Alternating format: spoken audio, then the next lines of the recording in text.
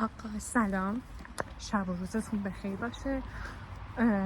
امیدوارم حالتون خوب باشه. امروز روز یک از چالش 7 روزمون. من که شروع کردم، دروغ نگم خوابم امروز زیادتر شد، ولی شکلات سعی کردم اصلا نخورم. آب سعی کردم بخورم و از 20 صفحه بیشتر کتاب خوندم.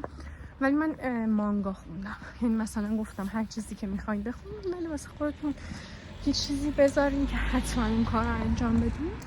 من مانگا خوندم امروز و حتما مانگای برزرک رو پیشنهاد میدم. اگه یه ضروریتون حساس نیست و اینا بخونین، خیلی قشنگه.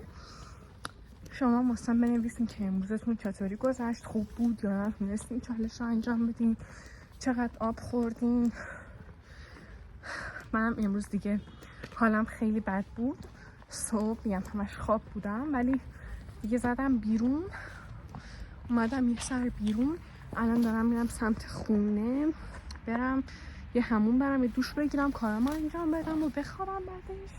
و میخوام سعی کنم فردا صبح زودتر بیدار بشم دیگه. اینم از این. ماشین بچه خب من خونک بشه شامین بخورم. واسه مامانم سریال گذاشتم ببینم، داریم سریال میبینیم. امتحان من امروز یه کوچولو خیلی کم درس خوندم، ولی باید بیشتر درس بخونم. یه ذره سخته امروز، ویدیو خیلی نتونستم بگم چون بیشتر خواب بودم، یعنی من این نتونستم انجام بدم خوابه رو، ولی میخوام سعی کنم فردا حتما زودتر از خواب بیدار شم.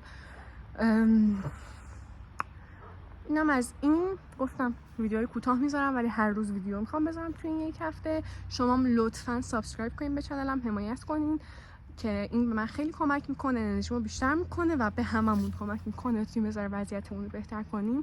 ماچ به کله همتون، خیلی خیلی خیلی دوستتون دارم. ساب یادتون نره. خدافظ.